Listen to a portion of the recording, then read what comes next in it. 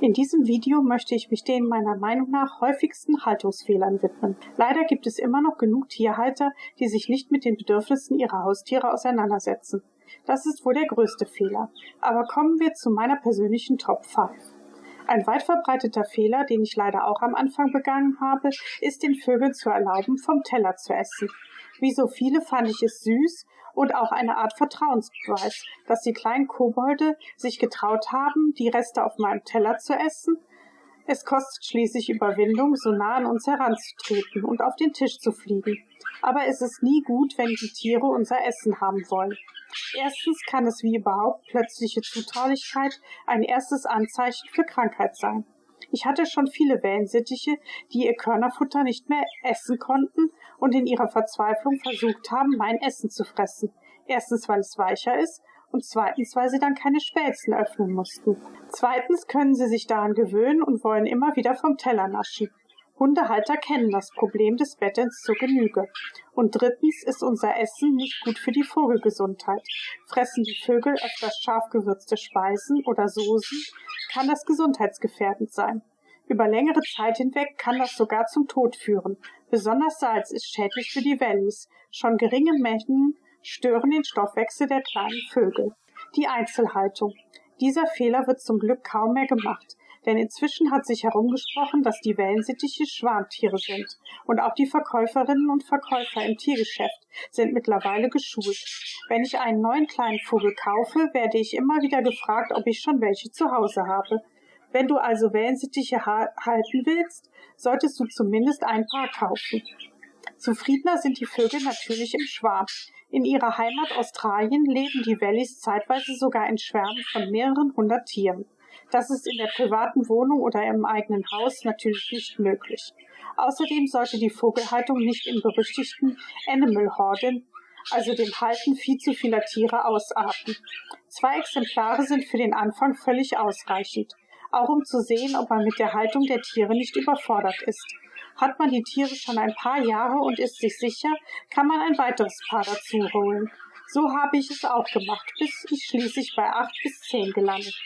Ein weiterer Anfängerfehler ist die falsche Käfigausstattung. Immer noch werden Käfige mit Spiegeln verkauft.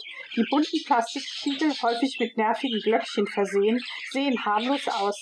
Allerdings provozieren die Spiegel Verhaltensauffälligkeiten, die man den Tieren nur schwer wieder abgewöhnen kann. Im schlimmsten Fall machen sie die Wellis sogar krank. Sie waren dazu gedacht, einen Partner zu ersetzen, als die meisten Wellensittiche noch einzeln gehalten wurden.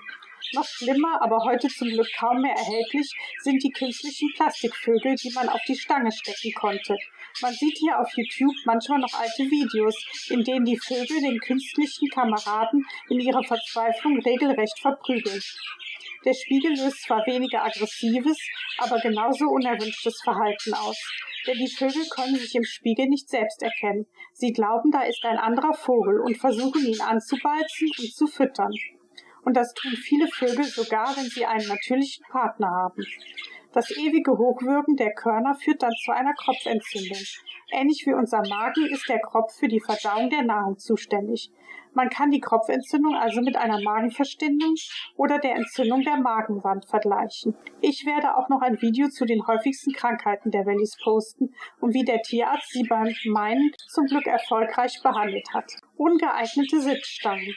Davon gibt es leider viele Exemplare.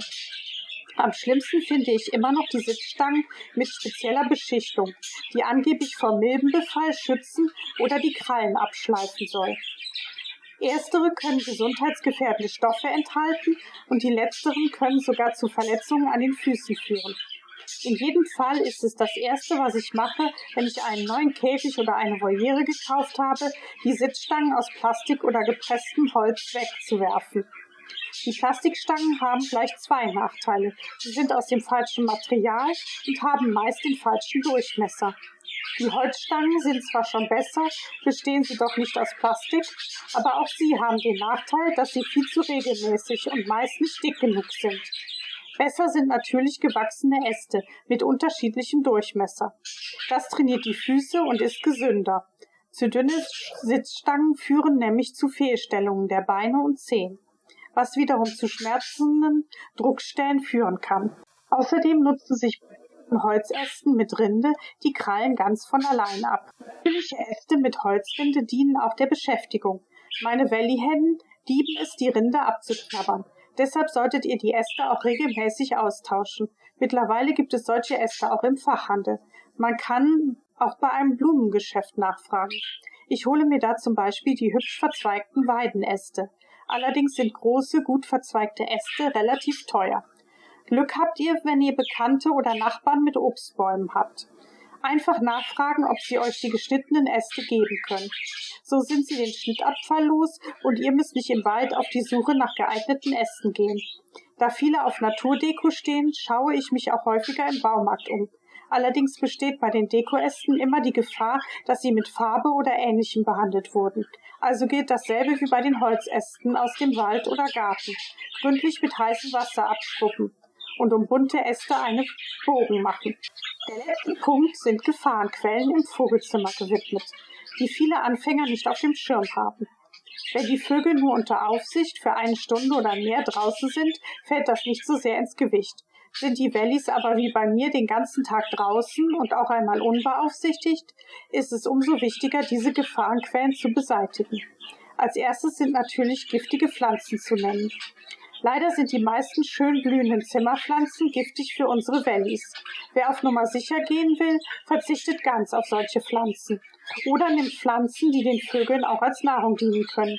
Denn die kleinen Kobolde finden immer einen Weg, an die Blumen zu kommen. Gekippte Fenster sind auch immer eine unterschätzte Gefahr, selbst wenn die Fenster mit Fliegengitter ausgestattet sind. Im besten Fall sind die kleinen Vögel nur zwischen Fensterrahmen und Fliegengitter gefangen und müssen befreit werden. Im schlimmsten Fall haben sich die Wellies verletzt oder sind gleich weggeflogen. Teppiche und Seile können auch eine Gefahr sein. Die geringere von beiden sind Teppichfasern, in denen die Vögel mit ihren Krallen hängen bleiben, wenn sie über den Boden laufen. Dasselbe gilt für Gardinen, weshalb in meinem Vogelzimmer gar keine Gardinen hängen. Schlimmer sind herunterhängende und lose Seile von Spielzeugen. Bei mir gibt es so viele Seile, weil ich das Spielzeug und die Sitzgelegenheiten aufhänge. Allerdings bergen lose Enden und große Schlaufen die Gefahr, dass sich die Vögel darin mit ihren Füßchen verheddern und im schlimmsten Fall sogar strangulieren. Die Lösung ist, lose Enden großzügig abzuschneiden. Auch solltet ihr die Seile regelmäßig kontrollieren. Meine Wellies lieben es, die Seile durchzubeißen und dann bleibt immer ein loser Faden zurück. Ich hoffe, das Video hat euch gefallen.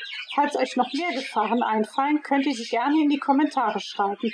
Auch Vorschläge für neue Videos nehme ich gerne entgegen. Es kann aber einige Zeit dauern, bis ich sie umsetze. Bis zum nächsten Mal.